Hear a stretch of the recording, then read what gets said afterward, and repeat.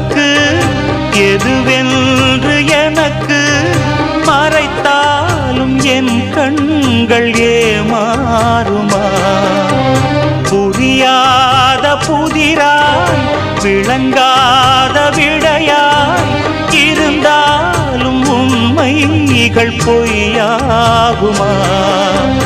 என்னை கண்டு அச்சம் கொள்ள தேவையில்லையே, வேலி மீது குற்றம் சொன்ன தோட்டமில்லையே.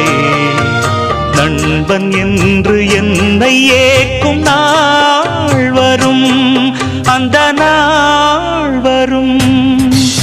எங்கிருந்தோ இளங்குயிலின் இன்னிசை கேட்டு கண் விழித்தேன், நினைவு அலைகள் மனதில் எழும்பும் நேரம்